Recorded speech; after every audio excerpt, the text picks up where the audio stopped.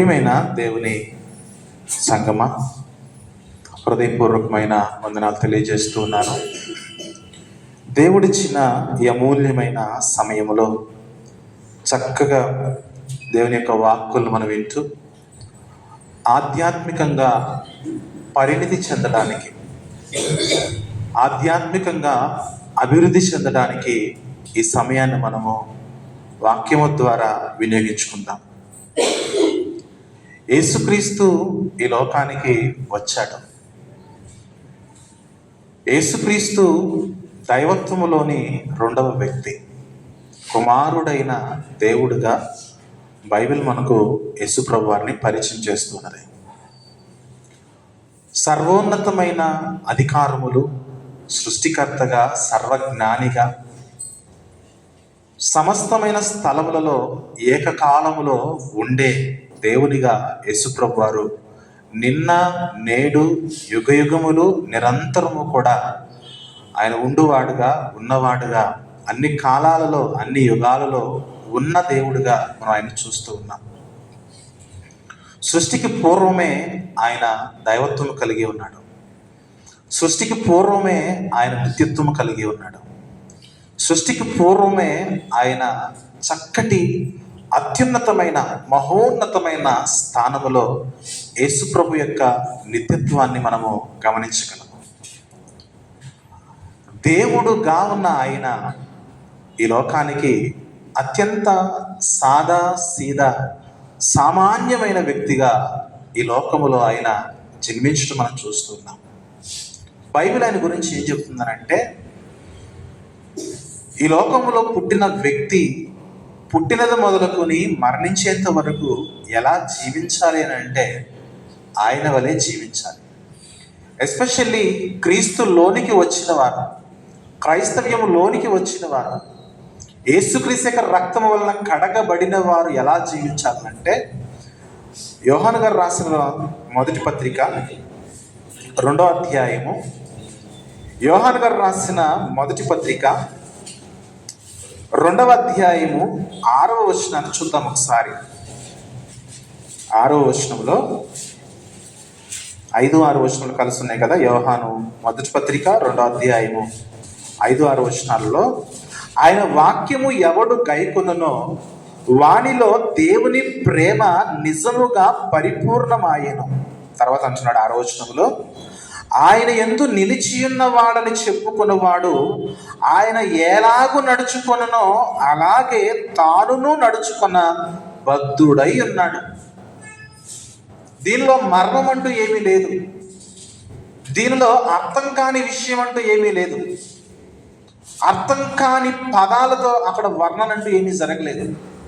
చాలా స్వచ్ఛముగా, చాలా అర్థవంతముగా, మంచి భాషా సరళిని ఉపయోగించి సామాన్యులకు కూడా అర్థమయ్యే స్థితిలో రాయించిన గ్రంథము బైబిల్ గ్రంథం.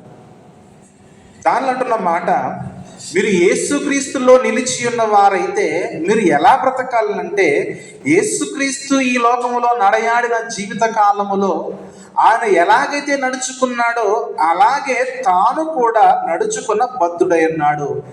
అందువలన మనం ఆయన ఎందున్నామని ఎందువల్ల తెలుసుకుంటామంటే, క్రీస్తు వలె మనం ఏ రోజైతే నడవడం ప్రారంభిస్తామో, క్రీస్తు వలె మనం ఏ రోజైతే మాట్లాడడం ప్రారంభిస్తామో, ఈ లోకంలో పుట్టినది మొదలుకొని మరణించేంత వరకు యేసుక్రీస్తు వలె బ్రతకడము, జీవించడము ఎప్పుడైతే మనం ప్రారంభిస్తామో వారు మాత్రమే, అప్పుడు మాత్రమే మీరు నా యందు ఉన్నవారు అని ఆయన డిక్లేర్ చేస్తున్నాడు, నిర్ధారణ చేస్తున్నాడు.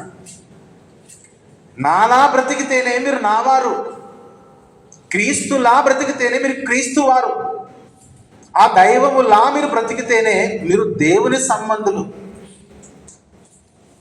Very simple. లేఖనం ఎప్పుడు కూడా మనిషి యొక్క ప్రవర్తనను కోరుకుంటుంది, కానీ ప్రజలు మాత్రము అద్భుతాలను కోరుకుంటున్నారు. ప్రజలు మాత్రము సూచక్రియలు కోరుకుంటున్నారు.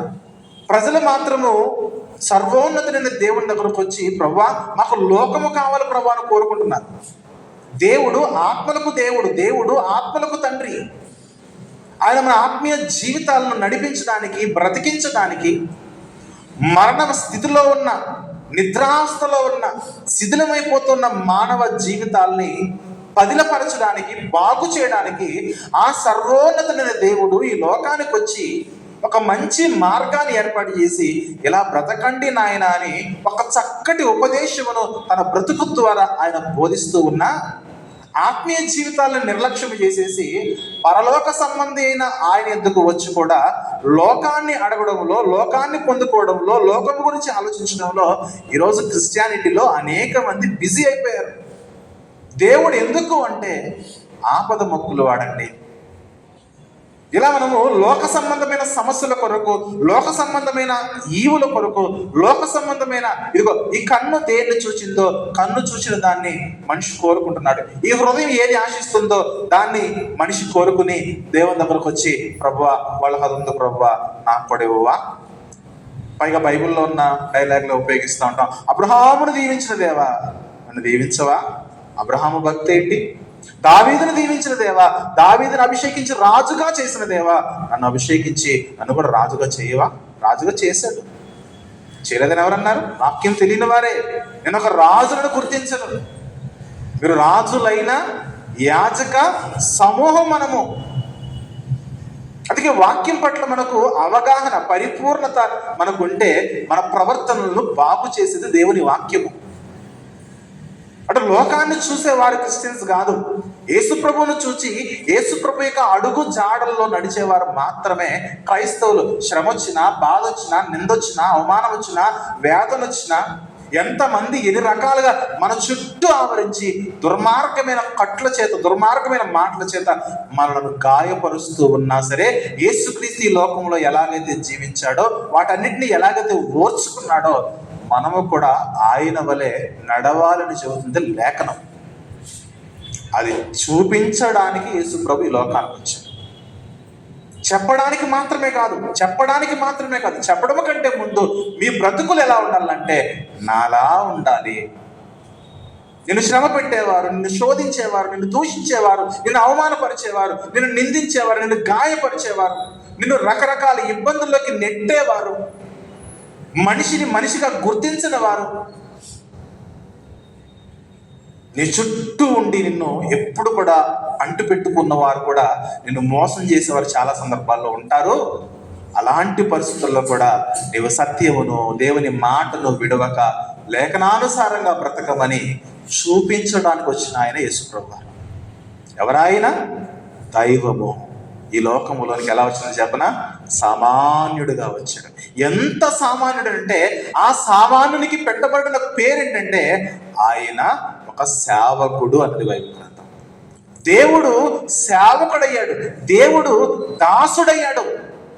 సృష్టికర్త సృష్టముగా నిర్మించబడిన తర్వాత, సృష్టికర్త మనుషుడిగా రూపాంతరము చెందిన తర్వాత ఆయన దాసుని రూపము, ఆయన సేవకుని స్థితిలోనికి ఆయన జీవితాన్ని కొనసాగించి ఇక మీదట నేను జీవించవలసింది, ఈ మానవ ఆకారంలో ఉన్నంత కాలము కూడా ఇక మీద నేను జీవించవలసింది నా ఇచ్చల కొరకు కాదు, నా చిత్తము కొరకు కాదు, నా తండ్రి చిత్తమును నెరవేర్చుట కొరకు ఈ భూమి మీద బ్రతకాలని ఆయన తీసుకున్న తీర్మానం మన జీవితాలను మార్చాలి.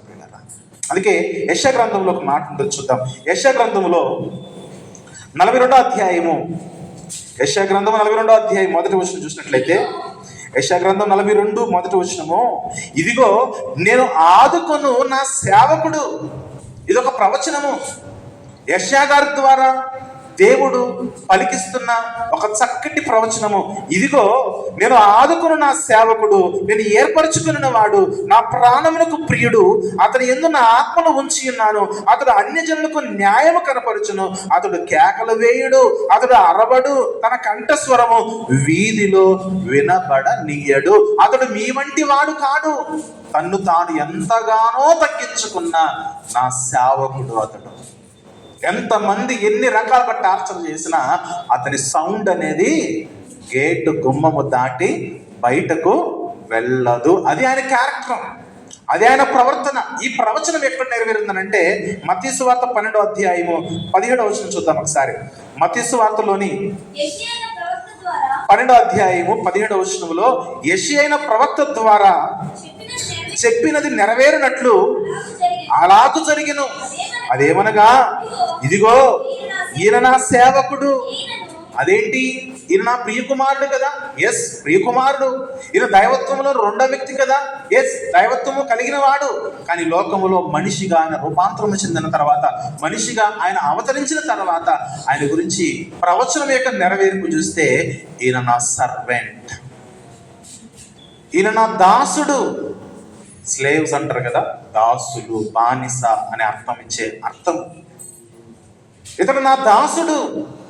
యేసు ప్రభు ఎంతగా తను తాను తగ్గించుకున్న స్వభావం మనం గమనించగలగాలి. మన జీవితంలో మనం దేన్నైతే కలిగి ఉన్నామో దాన్ని బట్టి మనం అతిశయించడం కాదు.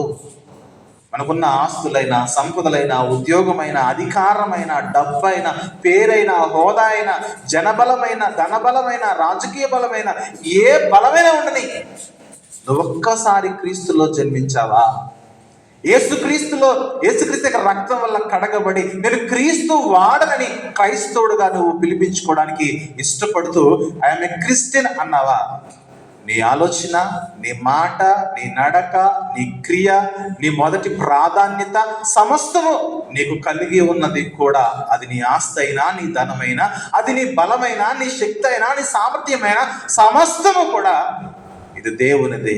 ఈరోజు నేను ఏది కలిగి ఉన్నాను అది నాది కాదు. ఈరోజు నేను ఏది కలిగి ఉన్నాను అది సమస్తము కూడా దేవునిది అనే భావములోనికి మన జీవితాలు మనము నడిపించగలగాలి. అది టైం అయినా, ధనమైనా, శక్తి అయినా, బలమైనా, అది ఏదైనా సరే, ఏదైనా. వారెవరు చెప్పండి? నిజమైన క్రైస్తవులు. వారే రియల్ క్రిస్టియన్. సంఘాల్లో చాలా మంది ఉన్నారు, కానీ అందరినీ మనం రియల్ క్రిస్టియన్స్ అనలేము. అందరినీ మనం ట్రూ క్రిస్టియన్స్ అనలేము. సంఘాలకు వస్తూ ఉంటారు, వెళుతూ ఉంటారు, సంఘాల్లో నింపబడి ఎంతో కోకొల్లల మంది ఉంటారు జనాలు, కానీ అందరినీ మనం క్రిస్టియన్స్ అనలేము. వాక్యం అనే అర్థం పెట్టినప్పుడు వారి ముఖాలలో వాక్యానికి వ్యతిరేకమైన అనేకమైన కార్యక్రమాలు వాక్యం చూపిస్తూ ఉంటుంది. కాబట్టి వాక్యానికి వ్యతిరేకమైన నడిపింపులో నడిపిస్తున్న వారందరినీ కూడా మనం క్రిస్టియన్స్ అని అనలేము. యోహాను గారు చెప్పినట్లుగా ఎందరూ ఆయన వలె నడుచుకుంటారో వారు మాత్రమే ఆయన యందు నిలిచి ఉన్నవారు. అలా లేకపోతే మన ఆత్మీయ జీవితంలో మనము క్రైస్తవులు అని పిలిపించుకోవడానికి మనం అర్హత కలిగినము కాము అని దేవుని యొక్క లేఖనం మనతో సూటిగా మాట్లాడుతుంది. యేసు ప్రభు ఎవరు చెప్పండి? దేవుడు ఈ లోకానికి ఎలా వచ్చాడు చెప్పండి? సేవకుడిగా వచ్చాడు. మరొక మాట చూద్దాం. అపోస్తలుల కార్యముల్లో 3వ అధ్యాయము, the book of acts 3rd చాప్టర్లో 13th verse చూద్దాం. 13వ వచనం చూద్దాం. 13వ వచనంలో అబ్రహాము, ఇస్సాకు, యాకోబు అనువారి దేవుడు అనగా మన పితరుల దేవుడు తన సేవకుడైన యేసును మహిమపరిచి ఉన్నాడు. ఈ లోకములో యేసు ప్రభు వారు ఎవరునంటే ఆ పరలోకమున్న తండ్రికి సేవకుడు. ఏంటి? ఆ భాష మనకు అర్థం అవ్వాలి, ఆ రాస్తున్న విధానం మనకు అర్థం అవ్వాలి. దేవుడేంటి, సేవకుడు అవడం ఏంటి? దానిలో ఉన్న ఆయన యొక్క తగ్గింపు స్వభావం మనకు గమనించగలగాలి. ఆయన పుట్టినది మొదలుకొని ఆయన పుట్టుకలో ఉన్న మర్మాన్ని మనం చూడాలి.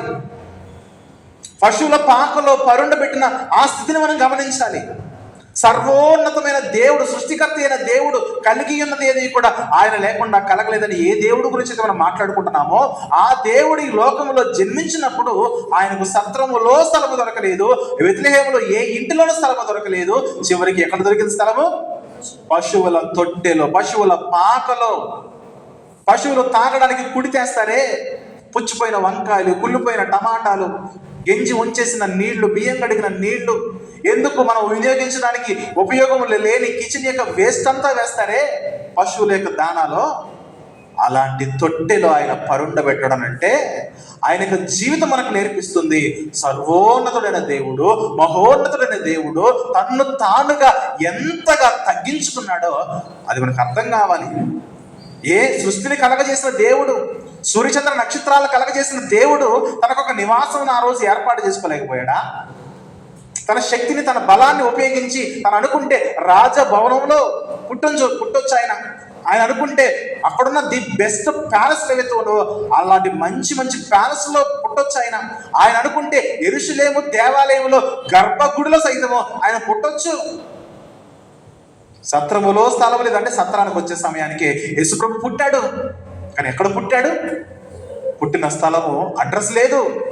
అరణ్యంలో పుట్టాడా, అడవిలో పుట్టాడా, చెట్ల పొదల్లో పుట్టాడా, పొలాల్లో పుట్టాడా, నిర్మానుష్యమైన స్థలాల్లో పుట్టాడా అంటే ఎక్కడ పుట్టాడనంటే అడ్రస్ లేని స్థలాల్లో పుట్టాడు ఆయన.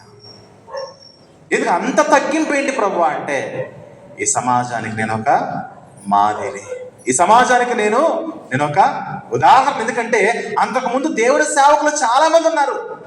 అబ్రహాము మొదలుకొని దావీదు మొదలుకొని ఎంతో మంది సేవకులు ఉన్నారు. ఎంతో మంది సేవకులున్న ఈ సేవకుడు వంటి సేవకుల వలె వారి ఎన్నిక అయిన వారు కాదు. ఆ సేవకుల్లో ఏదో ఒక సందర్భంలో తమ్మును తాము హెచ్చించుకుని దేవుని యొక్క వాక్యాన్ని ఎదిరిన జీవితాలు వారివి. కానీ ఒక సేవకుడు ఎలా జీవించాలి, ఈ లోకంలో బ్రతుకుతున్న ప్రతి మనిషి కూడా ఎలా జీవించాలి, దేవుణ్ణి ఆశ్రయించిన వారు, దేవుని నమ్ముకున్న వారు ఎలా బ్రతకాలి అని అంటే చూపించడానికి వచ్చాడండి ఆయన.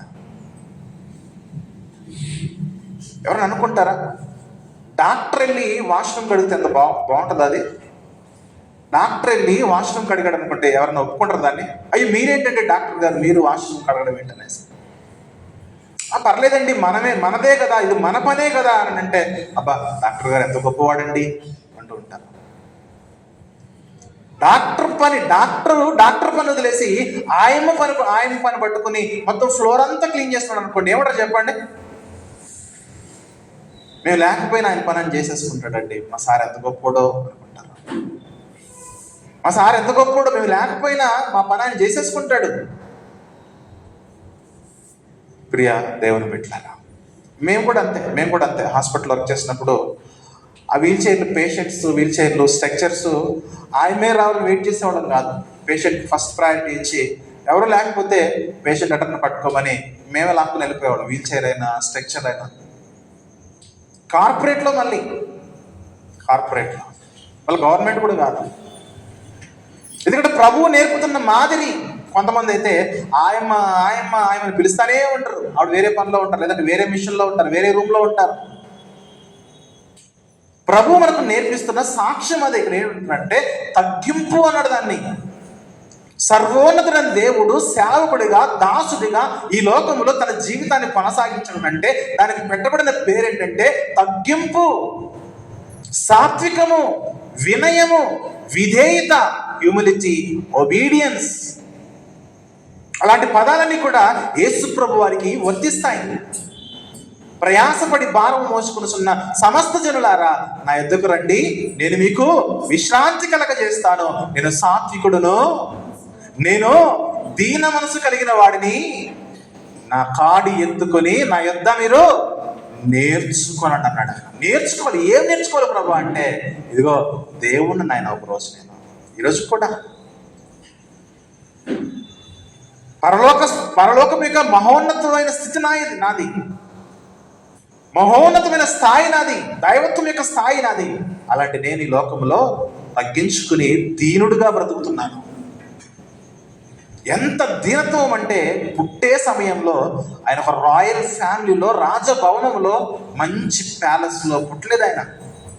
ఆయన పుట్టుకలోని పరమార్థమే చెబుతుంది, నీవు క్రీస్తులో పుడుతున్నావా, క్రీస్తు వల్ల నీ జీవితాన్ని నీవు మలుచుకోవాలి. ఇది క్రిస్టియన్ ప్రపంచం మర్చిపోతుంది. యేసు ప్రభువుకు సేవకులు అని చెప్పుకొని కోట్లకు పడగలెత్తి సంపాదించుకోలేకపోయిపోయారు. కొంతమంది సేవకులు ఇళ్ళకి వెళ్ళి అలా కూర్చోవాలంటే అదొక రకంగా అనిపిస్తూ ఉంటుంది. వారి ఇంట్లో ఉన్న ఇంటీరియర్ కానీ, వారి ఇంటికి వారు ఖర్చు పెట్టిన ఖర్చు కానీ, ఎక్కడిది డబ్బంతా ఎక్కడదనంటే బీదల యొక్క కష్టార్జితము. అది నీ దగ్గరికి ఎందుకు వచ్చిందనంటే ప్రభు యొక్క పరిచర్య కొరకు వచ్చింది.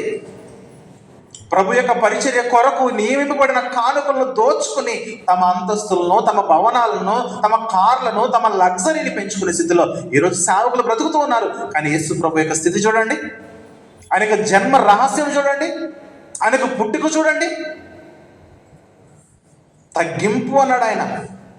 ఈ లోకంలో ఆయన సేవకుడు అని ఏదైతే పేరు పెట్టుకున్నాడో నిజమైన సేవకుడు వలె తన జీవితాన్ని కొనసాగించాడు, ముగించాడు. అంతేగాని ఆయనకు ఒక స్థిరాస్తి అంటూ ఏదీ లేదు. చూడండి, ఈ లోకంలో ఏ ఆస్తి లేదు ఆయనకి. ఎందుకంటే ఈ లోకమంతా కూడా ఆయనదే. ఎందుకు ఈ మాటలంటే, ఒక సేవకుడు ఎలా బ్రతకాలి, ఒక సేవకుడు ఎలా జీవించాలి. ఈరోజు సేవ పేరు చెప్పుకొని ధనవంతులు అయిపోతున్నారే కానీ ఈయన వలె ధనవంతుడైన ఆయన దరిద్రుడిగా బ్రతకడైన లేఖనం చూసారా?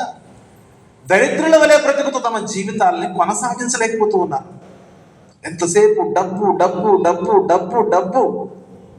కానుక అడగడం తప్పు కాదు, కానీ ఆ కానుక ఎందు నిమిత్తం అడుగుతున్నావు, ఆ కానుక ఎక్కడ వినియోగించబడుతున్నది అని చెప్పాలి. ఈరోజు సోషల్ మీడియాలో కొంతమంది సేవకులు నవ్వులు పాలవుతున్నారు. దశంభాగం ఇవ్వండి, దశంభాగం ఇవ్వకపోతే మీరు నాశనం అయిపోతారు, మీరు పాడైపోతారని, రకరకాలుగా మీకు శాపాలు కలుగుతాయని, మీరు దీవించబడరని రకరకాల మాటలు చెబుతున్నారు. బాగా గమనించండి, దశంభాగం అడగడం తప్పు కాదు, కానుక అడగడం తప్పు కాదు, కానీ ఆ కానుకను ఎందుకు అడుగుతున్నామో చెప్పి అడగాలి. సంఘం యొక్క అభివృద్ధి కొరకు అడుగుతున్నామా? సేవకుని యొక్క పోషణ కొరకు అడుగుతున్నారా? సంఘం ఏదన్నా వస్తువుల కొరకు అడుగుతున్నారా? సంఘ క్షేమం కొరకు అడుగుతున్నారా? బీదల కొరకు అడుగుతున్నారా? డొనేషన్స్ కొరకు అడుగుతున్నారా? బీద విద్యార్థుల కొరకు అడుగుతున్నారా? ఏ కార్యక్రమం కొరకు అడుగుతున్నారు? విధవరాటకు అడుగుతున్నారా? ఏ కార్యక్రమం కొరకు మీరు డబ్బులు అడుగుతున్నారని చెప్పి అడగాలి. ఆ డబ్బు అడుగుతున్నారు, కానీ ఆ డబ్బు ఎందుకు వినియోగిస్తున్నారో చెప్పట్లేదు. అందుకే క్రిస్టియానిటీలో ఇలాంటి బలహీనమైన పరిస్థితులు ఏర్పడుతూ ఉన్నాయి. కానుకొస్తూ ఉన్నదా, ప్రతి దాన్ని కూడా మనము అకౌంటబిలిటీ మెయింటైన్ చేయాలి. సేవకుని యొక్క తత్వము. యేసు ప్రభు దగ్గర కూడా ఒక ఆయన ఉన్నాడు, అకౌంటెంట్. ఎవరైనా? ఇస్కరియోతు యోధా. అక్కడే పెట్టాడు, దొంగ దగ్గరే పెట్టాడు. చూడండి, అడు దొంగని తెలిసి కూడా దొంగ దగ్గరే పెట్టాడు. చూడండి, బ్యాలెన్స్ అంతా. అది ప్రభు యొక్క తత్వము, ప్రభు తత్వం, అది ప్రభు నైజం. అది వాటిని మార్చాలని ఎన్నో రకాలుగా ఎన్నో ప్రయత్నాలు చేశాడు ఆ దేవుడు అయ్యున్న యేసు ప్రభు వారు. చివరికి ఏమైంది? ప్రభువునే వెన్నుపోటు పొడిచి మోసం చేసి 30 వెండి నాణాలకు ఆశపడి ప్రభువుని అమ్మేసుకున్నాడు. కాబట్టి ప్రియ దేవుని బిడ్డలారా, కానుక అడగడం తప్పు కాదు, కానీ కానుక ఎందు నిమిత్తం అడుగుతున్నారు? సంఘము క్షేమం కొరక, బీదలకు పంచడానిక, సంఘం యొక్క అభివృద్ధి పనులక? ఎందుకో మనం చెప్పాలి, చెప్పకుండా అడగకూడదు. ఒకవేళ రీజన్ చెప్పి అడుగుతున్నారంటే ఆ వస్తున్న కానుక సక్రమంగా అది వినియోగించబడుతుందా లేదా అని కూడా అబ్జర్వ్ చేయాలి. కొంతమంది ఎలా ఉంటారంటే ఎక్కడో యూట్యూబ్లో, ఫేస్బుక్లో కనబడే ఆ గూగుల్ పే, ఫోన్పే నెంబర్లో పంపిస్తూ ఉంటారు. అంటే ఆయనకి ఇస్తేనే మేము డెవలప్ అవుతాం, ఆయనకి ఇస్తేనే మేము దీవించబడతామనే ఆలోచనలో ఉండిపోయింది సంఘం ఈరోజు. కాబట్టి ప్రియ దేవుని బిడ్డలారా, ఎందుకంటే వాళ్ళ యొక్క స్థితి కనబడుతూ ఉన్నది, వారి లగ్జరీ లైఫ్ కనబడుతుంది, వారు వినియోగిస్తున్న లగ్జరీ జీవితం, వారి భవనాలు, వారి కార్లు, వారి బిడ్డలు, వారి జీవితాలు కళ్ళెదురు కనబడుతూ ఉన్నాయి. అయినా సరే వాళ్ళు వాళ్ళ సామ్రాజ్యాన్ని పెంచుకుంటూ ఉన్నా సరే వాళ్ళకే పంపిస్తారు. కానీ దీనులు, బీదలు, అభాగ్యులు, నిరుపేదలు, దయనీయమైన స్థితిలో ఎండకు ఎండిపోతున్నవారు, చలికి వణుకుపోతూ ఉన్నవారు, వర్షానికి తడిచిపోతూ ఉన్నవారు, 3 పూట్ల తినడానికి, 2 పూట్ల తినడానికి ఇంతంత ఆహారం లేని వారు, తల్లిదండ్రులు కోల్పోయిన వారు, అనాథ బిడ్డలు ఎంతోమంది ఉన్నారు కదా. వారి నిమిత్తం నేను ఈ కానుక ఉపయోగిస్తున్నానంటే కనుక చక్కగా ఇవ్వచ్చు. రీజన్ చెప్పాలి, కానుక ఎందుకు అడుగుతున్నాం అనే దానికి. ఈరోజు సేవ పేరు చెప్పుకొని అధికారులు అయిపోతున్నారు, సేవ పేరు చెప్పుకొని ఏలికలైపోతున్నారు. సేవకుల యొక్క స్థితి వారిలో కనిపించట్లేదు. కానీ యేసుప్రభు అలా కాదు. యేసుప్రభు అలా కాదు. ఆయన లైఫ్లో చూడండి, ఎంతో గొప్ప పరిచర్య చేశాడు. ఆయన పరిచర్యలో వచ్చిన ధనముతో ఒక బండి కొనుక్కోలేదు. ఆయన పరిచర్యతో వచ్చిన ధనముతో ఒక గుర్రాన్ని కొనుక్కోలేదు ప్రయాణం చేయడానికి, ఒక గాడిదను కొనుక్కోలేదు. ఆయన తనది కాని గాడిద మీద యెరూషలేముకి వెళ్ళాడు. ఆయన తనది కాని పడవలో నిత్యం కూడా ప్రయాణం చేస్తూ ఉండేవాడు. ఆయన తనది కాని ఇంటిలో, ఆ మేడ గదిలో ఆయన భోజనం ఏర్పాటు చేసేవాళ్ళు. ఎప్పుడు కూడా ఆయన లైఫ్ స్టైల్ చూడండి. సేవకుడు ఎలా బ్రతకాలి అని అంటే అలా బ్రతకాలి. తన పేరు మీద ఒక యూనివర్సిటీ లేదు, తన పేరు మీద ఒక కట్టడం లేదు. దానికి అర్థం ఏంటి? ప్రభు ఈ లోకంలో ఆస్తుల కొరకు పని చేయలేదు. ప్రభు ఎందుకు వచ్చాడనంటే ఒక సేవకుడు ఎలా బ్రతకాలో చూపించడానికి, బోధించడానికి, నేర్పించడానికి దేవుడే దాసుడయ్యాడు, దేవుడే సేవకుడైపోయాడు. మరి ఈనాటి సేవకులమైన మనము, ఆ పరలోకమందున దేవునికి ఈనాటి సేవకులమైన మనము, సేవకులంటే సంఘాన్ని నడిపించేవారు మాత్రమే కాదుండోయ్. సంఘంలో ఉన్న మనమందరము కూడా రాజులైన యాజక సమూహము. యాజకులు ఈక్వల్ టు సేవకులు, సేవకులు ఈక్వల్ టు క్రైస్తవులు. క్రైస్తవుడు అంటేనే సేవకుడు, సేవకుడు అంటేనే యాజకుడు, యాజకుడు అంటేనే క్రైస్తవుడు. మనందరము కూడా ఆయన సన్నిధిలో మనము సేవకులుగా, పరిచారకులుగా, దాసులుగా మనము బ్రతకవలసిన జీవితాలు మనవి. అందుకని అంటాడు, పరిచారము చేయించుకోవడానికి రాలేదు నేను. ఎందుకు వచ్చా ప్రభు అంటే, పరిచారము చేయడానికి వచ్చాను. సంఘములో ఏ పనున్నా నేను చేస్తాను, సంఘములకు వెలుపట ఏ పనున్నా నేను చేస్తాను. అది మంచి పనా, దైవ సంబంధమైన కార్యక్రమమా, అది ఎలాంటి పనైనా నేను చేస్తాను. అరే అబ్బాయి, ఆ చెప్పులు కొంచెం నీట్గా పెట్టరా అంటే, నేనెందుకు పెట్టాలండి అంటారు. నువ్వు పెట్టకపోతే ఎవరు పెడతారు? మరి మనం సేవకులము. అందుకే ఎప్పుడైనా చెప్పులు నేను కొంచెం నాకు ఇబ్బందికరంగా ఉంటే కొంచెం కాలుతో దగ్గర పెడుతూ ఉంటాను అనమాట. సేవ అంటే కేవలం వాక్యం చెప్పి వెళ్ళిపోయేది కాదు. క్రిస్టియానిటీ అంటే కేవలం సంఘానికి వచ్చి పాట పాడి కానుకేసి వాక్యం వినేసి వెళ్ళిపోయేది కాదు. మన జీవితంలో అడుగడుగున కూడా అధికారము కలిగిన యేసు ప్రభు ఎలాగైతే తాను తగ్గించుకుని బ్రతికాడో, అలా మనము మన ఇంటిలోనూ తగ్గించుకోవాలి, సంఘంలోనూ తగ్గించుకోవాలి, సమాజంలోనూ తగ్గించుకోవాలి. మనం నడుస్తున్న అన్ని స్థలాల్లో కూడా మనలో మనం తగ్గించుకుని జీవించాల్సిన జీవితాన్ని నేర్పించడానికే యేసు ప్రభు దేవుడై ఉన్న ఆయన లోకానికి సేవకుడుగా వచ్చాడు. సేవలోని ఆంతర్యం అంటది, సేవలోని ధన్యత అది. అయ్యగారు, మీరు మా ఊరు వచ్చి వాక్యం చెప్పాలి. చెప్తాము. అయితే మీ కొరకు లాడ్జ్ బుక్ చేయమంటారా అని అడుగుతున్నారు ఈ మధ్యన. నేను అన్నాను, వద్దండి, అలాంటి పాపంలోని మమ్మలను తీసుకుపోవద్దు. నేను ఒకటే మాట చెప్తాను, యేసు ప్రభు అంతటి ఆయనే ఈ లోకములో అత్యంత సామాన్యంగా బ్రతికాడు. ఇక నేనెంత, నా బ్రతికెంత, నా జీవితం ఎంత, నా సేవ ఎంత. అందుకే అలా కాదండి, మా దగ్గర వాష్రూమ్స్ ఉండవు, సరైన ఫెసిలిటీస్ ఉండవు అంటే పర్వాలేదు. మీరు ఎక్కడ ఉంటున్నారో నేను అక్కడే ఉంటా. మీరు వాష్రూమ్కి ఎక్కడికి వెళ్తున్నారో నేను ఎక్కడికి వెళ్తా. అనవసరమైన వాటి కొరకు డబ్బును మీరు వినియోగించొద్దు. ఎందుకంటే ప్రజల యొక్క కష్టార్జితం అది. ప్రజల యొక్క కష్టార్జితాన్ని సేవకుల యొక్క సుఖభోగముల కొరకు వాటిని ఉపయోగించకూడదు. అయ్యగారు, మరి కానికి ఎంత అంటే, ఇక్కడ డిమాండ్ లేదు, అడిగేది లేదు.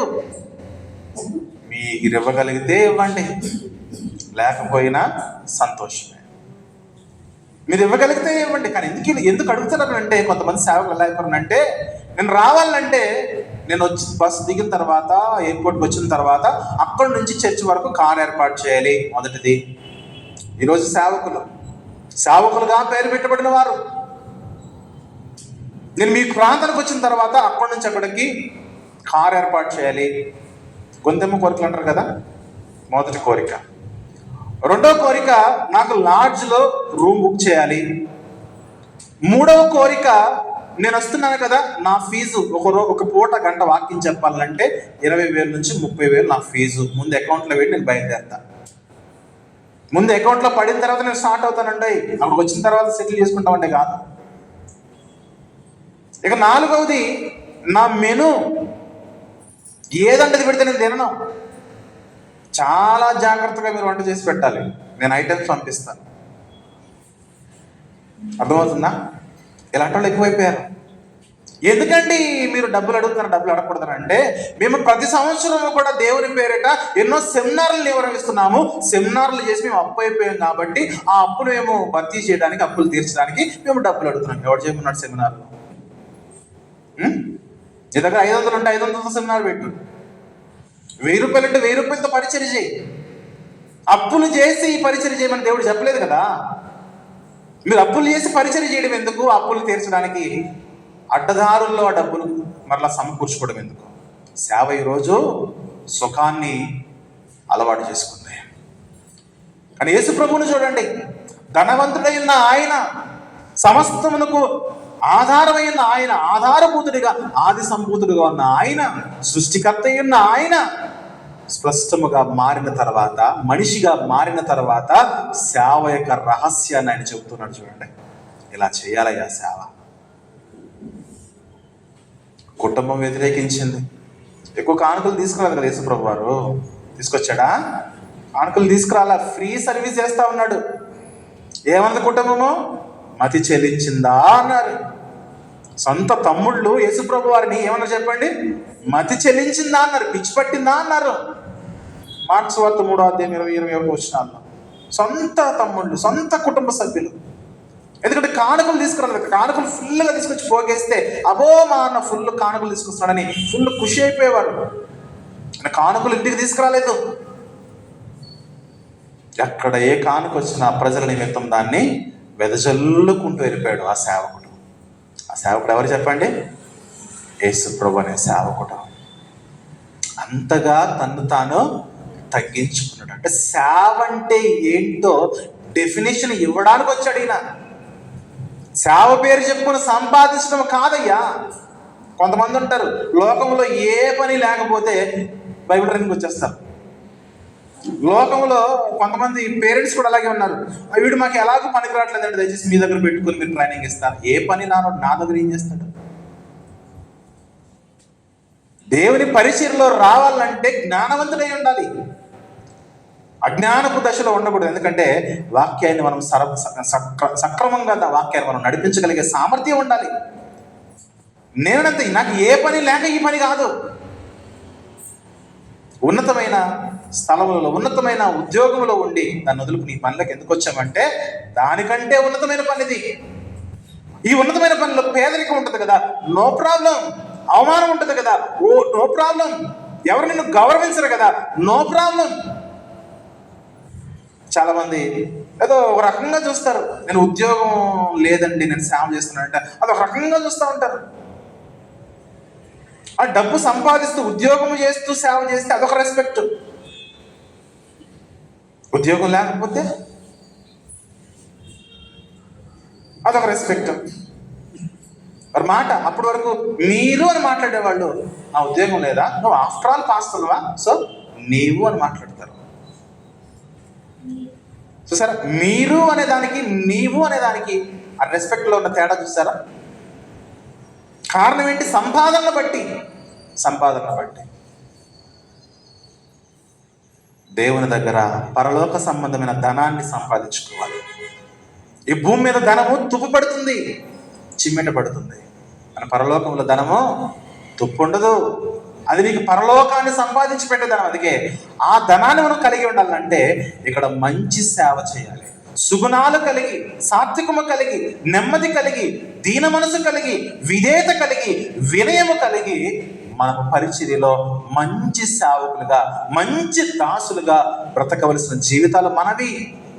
అందుకే అన్నాడు ఫిలిప్పీలకు రాసిన పత్రిక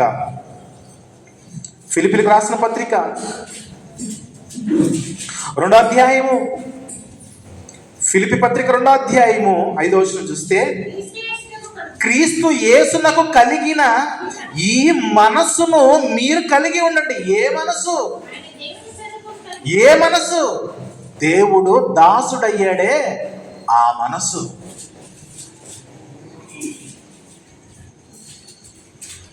ఇది అయిపోయిన తర్వాత ఊడ్చేయాలంటే ఎవరైనా ఊడ్చేయాలి, ఆ మనసు. ఇది అయిపోయిన తర్వాత చేతులు తీయమంటే ఎవరైనా తీసేయాలి, ఆ మనసు. ఇది అయిపోయిన తర్వాత తడిబట్ట కొట్టమంటే ఎవరైనా తడిబట్ట కొట్టాలి, ఆ మనస్సు. మన సంఘము మన బిడ్డలు ఉపయోగించిన ఆ బాత్రూమ్ మనం కడగాలంటే ఆ మనసు. నేనేంటి బాత్రూమ్ కడగడం ఏంటి అనుకోవద్దు. ఒకప్పుడు ట్రైనింగ్లో సేవకులకి ఇవి నేర్పించేవాళ్ళు. ఒకప్పుడు బైబిల్ ట్రైనింగ్లో ఇవి నేర్పించేవాళ్ళు. ఎక్కడ నీ పరిచర్య ఎక్కడ స్టార్ట్ అవ్వాలంటే బాత్రూముల దగ్గర నుంచి పరిచర్య స్టార్ట్ అవ్వాలి. కానీ ఈరోజు పరిస్థితులు, ఒక సేవకుడు చెబుతున్నాడు, విలియమ్స్ గారు, ఒక పాస్టర్ పొద్దున్నే బయటకు వెళ్తున్నాడట వాష్రూమ్కి, ఇంకో పాస్టర్ని తీసుకుని. ఆ ఊరు కొత్తగా వచ్చిన పాస్టర్ని తీసుకుని. ఈ కొత్త పాస్టర్ అడిగాడట, మనం బయటికి బాత్రూమ్కి వెళ్తున్నాము, మరి కడుక్కోవడానికి వాటర్ ఎలా అంటే, మా వాడు తీసుకెళ్ళిపోతున్నాడట. అర్థమవుతుందా?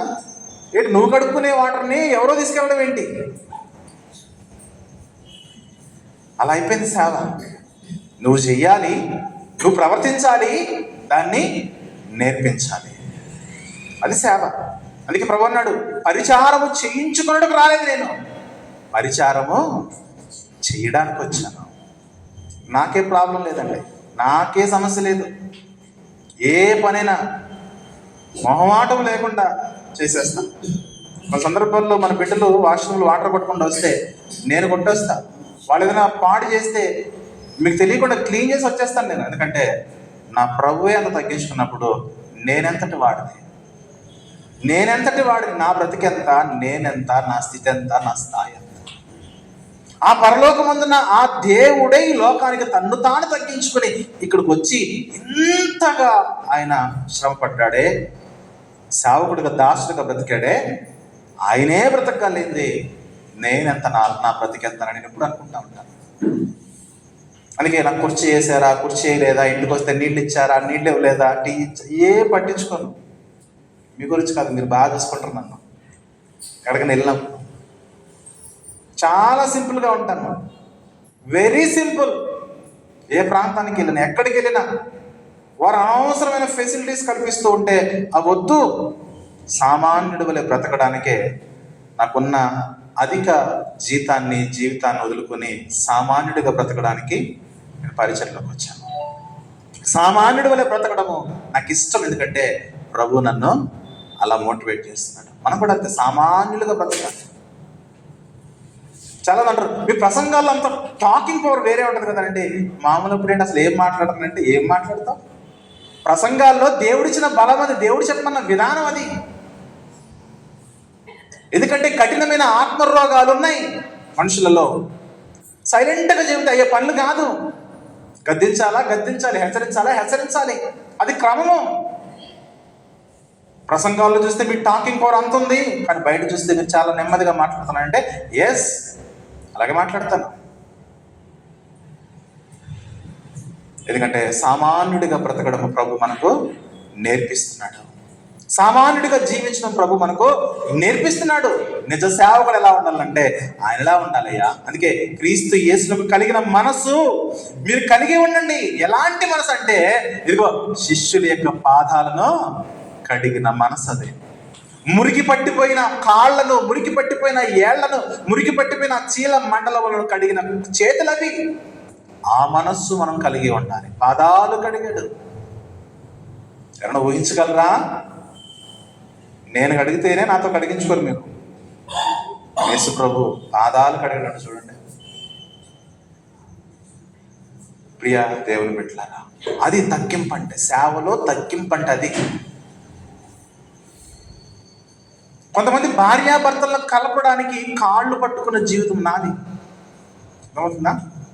భార్యాభర్తలను కలపడానికి ఎందుకు అంటే ప్రభువు నేర్పిస్తున్నాడు.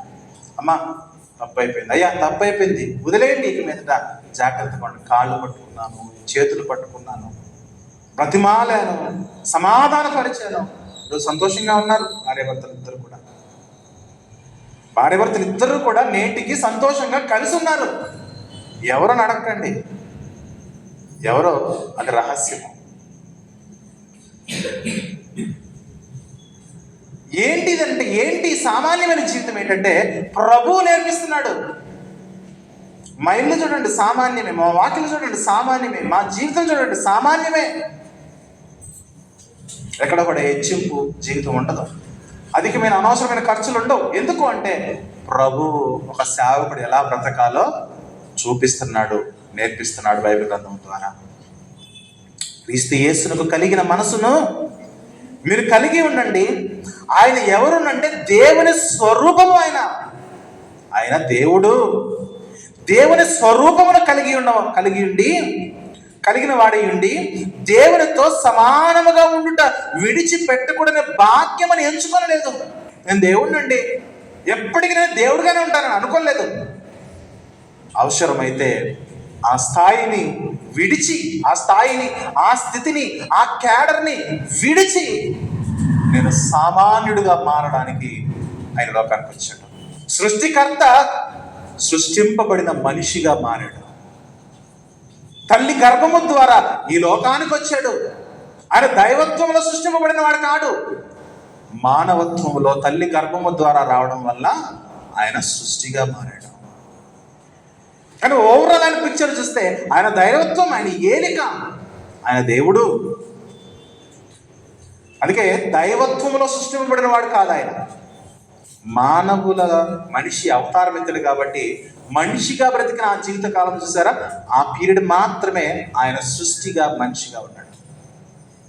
అదే సమయంలో దైవత్వం యొక్క సర్వ సంపూర్ణత ఆయన యందు ఉన్నది. అంటే ఏకకాలంలో దేవుడు గాను అదే కాలంలో మానవుడిగా కూడా తను తాను తగ్గించుకున్నాడు. దేవుడు అనే ఆ క్యాడర్ని చూసారా, దాన్ని విడిచిపెట్టుకోవాలంటే ఎంత కఠినమో తెలుసా.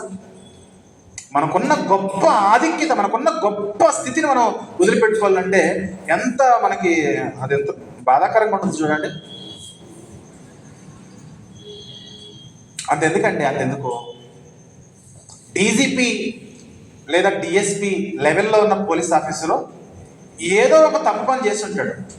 ఏదో ఒక తప్పు పని చేస్తే అతను సస్పెండ్ చేసి క్యాడర్ తగ్గించి నువ్వు కానిస్టేబుల్గా అంటారు. డిపార్ట్మెంట్లో ఈ సిస్టమ్ ఉంటుంది. కొంతమంది ఎవరైనా కొన్ని నేరాల్లో వారు పట్టుబడ్డారనుకోండి, సస్పెన్షన్ అయిపోయిన తర్వాత వాళ్ళకి ప్రమోషన్ లేకుండా డిమోషన్స్ ఇస్తారనమాట. నువ్వు ఎస్ఐగా ఉంటే ఇక మీద ఎస్ఐగా నువ్వు పనిచేయొద్దు, నువ్వు సాధారణమైన కానిస్టేబుల్గా నువ్వు పనిచేయాలి. ఇక్కడ నుంచి నీ యొక్క ఎక్స్పీరియన్స్ కౌంట్ అవుతుంది. అది ఎంత ప్రాబ్లమేటిక్గా చూడండి, అది ఎంత నీచంగా అనిపిస్తుంది చూడండి, ఎంతగా తగ్గించబడతారో చూడండి. వారి అధికారాలు తగ్గిపోతాయి, వారి లెవెల్ తగ్గిపోతుంది, వారి గౌరవం, వారి మర్యాద, వారి పే స్కేల్ అన్నీ తగ్గిపోతాయి. అలాగే యేసు ప్రభు దేవుడు అన్నీ తగ్గించుకొని, నేను దేవుడిని అండి, ఈ క్యాడర్ నుంచి నేను దిగనంటే అనలేదు ఆయన. ఈ ప్రజలను రక్షించడానికి, ఈ ప్రజలకు మార్గాన్ని చూపించడానికి, ఈ ప్రజలకు మాదిరిని చూపించడానికి, ఈ ప్రజలకు ఒక సేవకుడు ఎలా బ్రతకాలో నేర్పించడానికి యేసు ప్రభు లోకానికి సేవకుడిగా వచ్చాడండి, దాసుడిగా వచ్చాడు. అందుకే దేవునితో ఉండుట విడిచిపెట్టకూడని భాగ్యమని ఎంచుకోలేదు, కానీ మనుషుల పోలికగా పుట్టి దాసుని స్వరూపము ధరించుకుని, దాసుని స్వరూపము.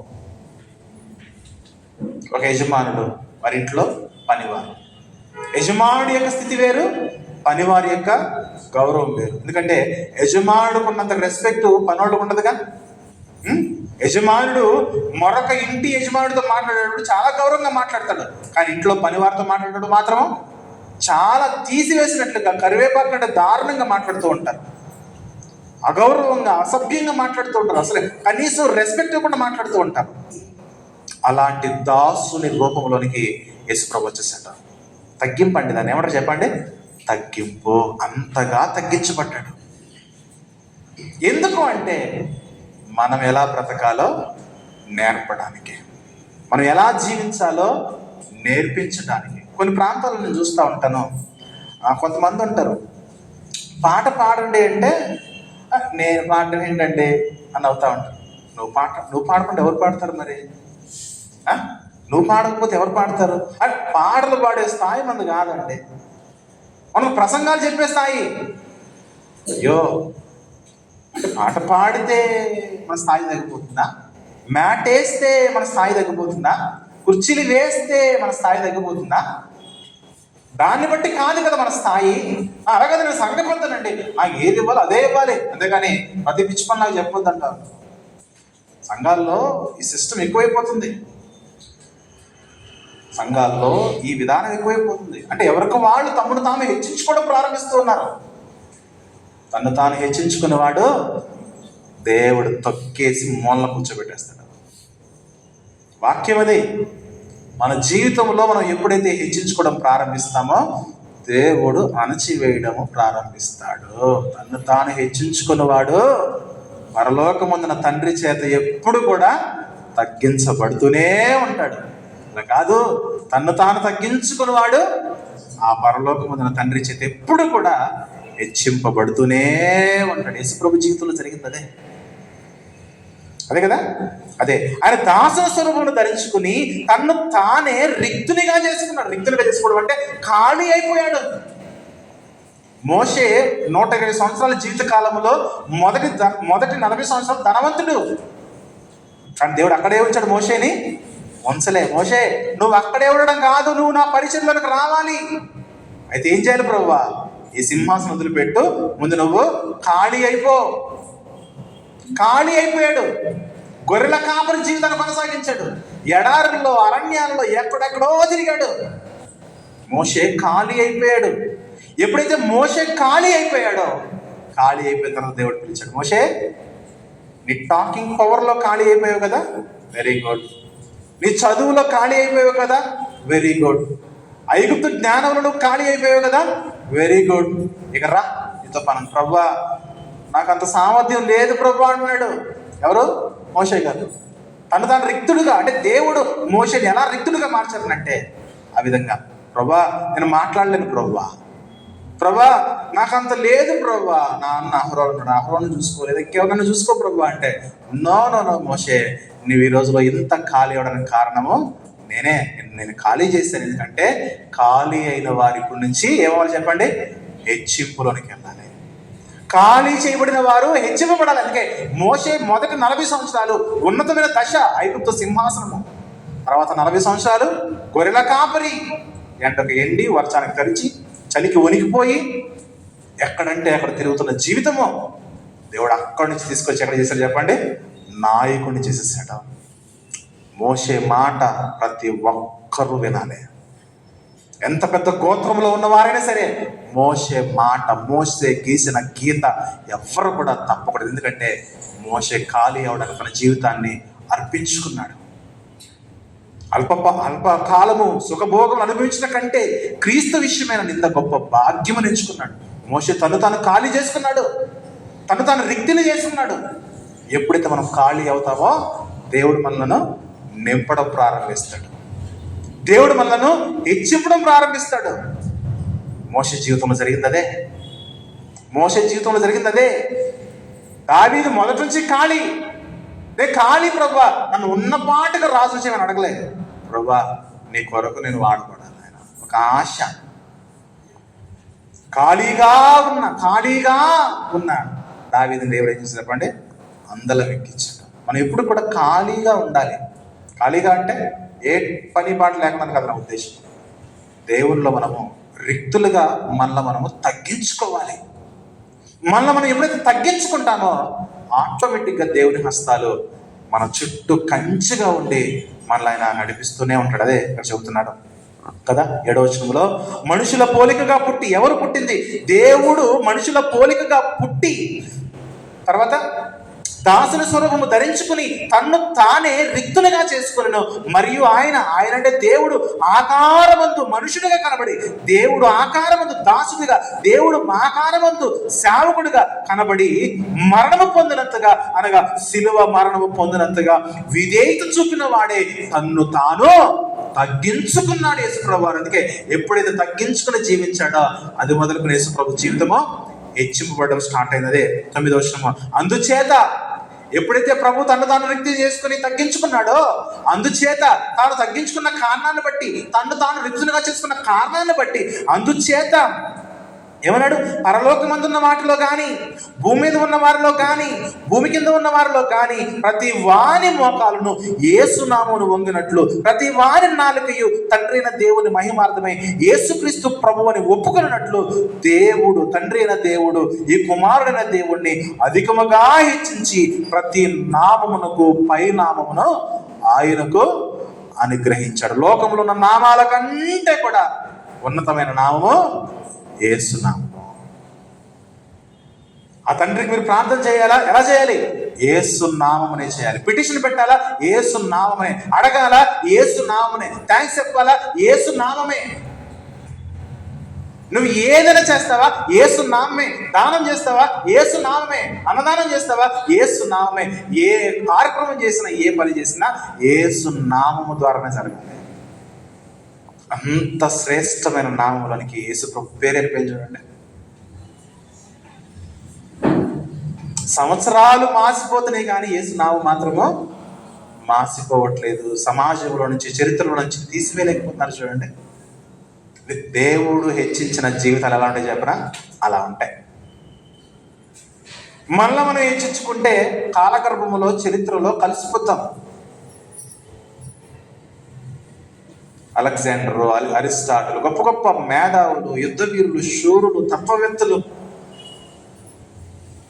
వీరుల చరిత్రలో వారి చరిత్రలో భాగమైపోయారు. కానీ యేసుప్రభు చూడండి, చరిత్రలో ఉన్నాడు, వర్తమానంలో ఉన్నాడు, భవిష్యత్తులో కూడా ఉండేవాడు. ఆయన అన్ని కాలాలలో, అన్ని యుగాలలో ఉండేవాడు ఆయనే. ఎవరాయన? యేసుక్రీస్తు వారు. అన్ని కాలాలలో, అన్ని యుగాలలో ఉండువాడు ఆయనే.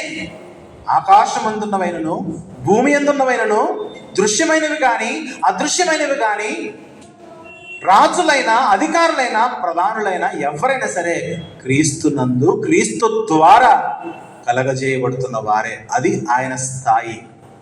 కానీ భూమి మీద ఎలా బ్రతికాడు చెప్పండి? ఆయన దీనుడుగా బ్రతికాడు. అత్యంత దయనీయమైన నిరుపేద స్థితిలో బ్రతికాడు ఆయన. కానీ ఈ రోజుకి ఆయన నామం లేకుండా కాలమే గడవట్లేదు. ఈరోజు మనం క్యాలెండర్లో డేట్ మారుస్తున్నామంటే ఆయన నామం కావాలి. క్రీస్తు శకము, క్రీస్తు పూర్వం అనే ఆ క్రీస్తు యొక్క నామము కావాలి. కాలానికి ఒక మూల స్తంభముగా, కాలానికి కేంద్రముగా యేసు ప్రభు వారి యొక్క నామం ఉంది. చూడండి, ఎందుకు ఇదంతా ప్రభు అంటే, నేను తగ్గించుకోవడం బట్టి నాకు వచ్చిన ఆధిక్యత. ఇది ఒక గొప్ప ప్రివిలేజ్. దేవుడు, నా తండ్రి నాకు ఇచ్చిన ఆధిక్యత. కాబట్టి ప్రియ దేవుని బిడ్డలారా, గమనించాలి. కుటుంబాల్లో కానీ, సంఘములో కానీ, మరల చెప్తున్నా, నీ స్థానము భర్త అయినా, నీ స్థానము భార్య అయినా, నీ స్థానం ఏదైనా, ఉద్యోగము, సంపాదన నీకు ఎన్నున్నా సరే, సంఘములో కానీ, సమాజంలో కానీ, ఎప్పుడు కూడా మన యందు యేసుక్రీస్తు ఉన్నాడు, నేను యేసుక్రీస్తును కలిగి ఉన్నాననే మనసును, క్రీస్తు యొక్క మనసును మనం ఆయుధముగా ధరించుకుని మనం బ్రతకాలి. అలాంటి మనస్సు మనకు ఉండాలి. అంతగా తగ్గించుకోవాలి. తగ్గించుకుని బ్రతకడం అంత ఈజీ కాదండో. తగ్గించుకుని బ్రతకడం అంత ఈజీ కాదు.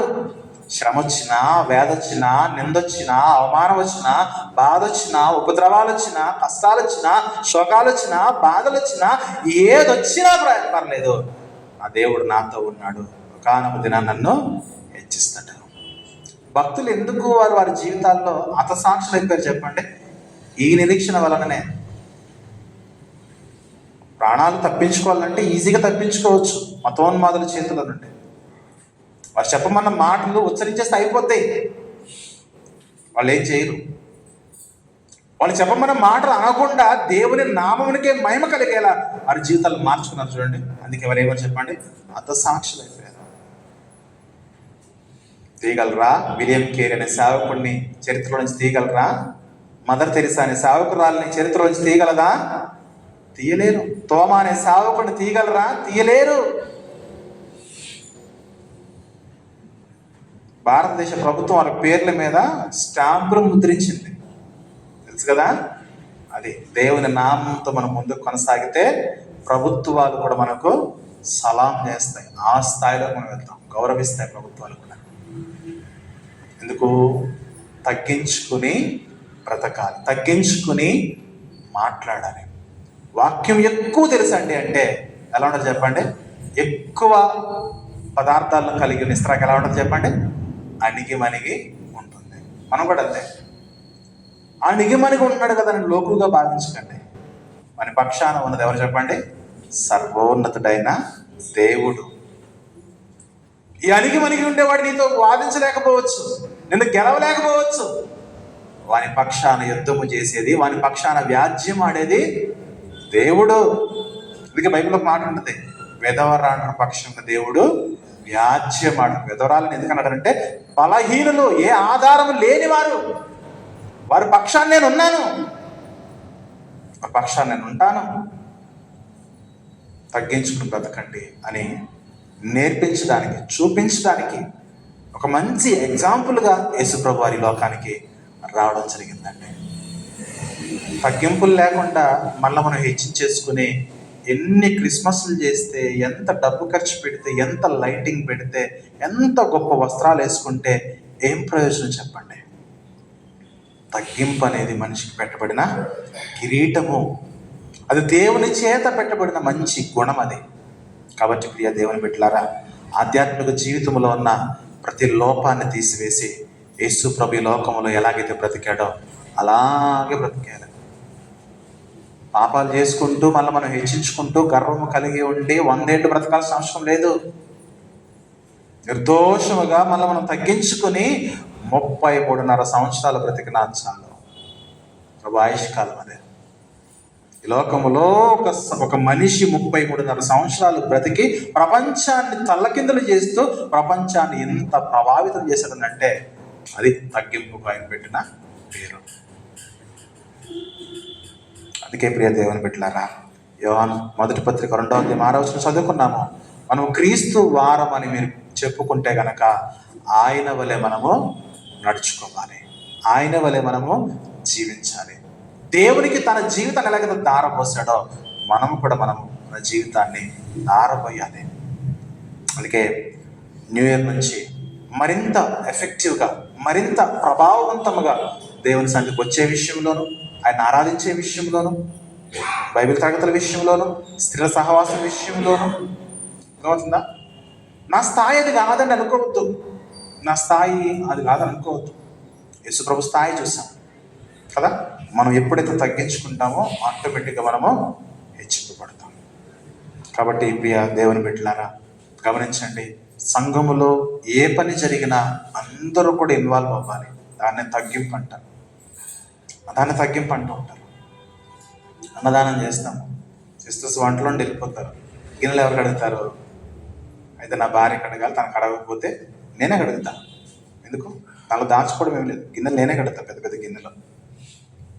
ప్రతి సండే మొదటి వారం చేస్తారు. ఎవరు కడుగుతారు? అన్నవాళ్ళే కడుగుతారు. సీనన్న కుటుంబము, ఆమసన్న కుటుంబం, శాంతి సిస్టర్. ఇది మన పని, ఇది మనం అందరం చేసుకోవాల్సిన పని.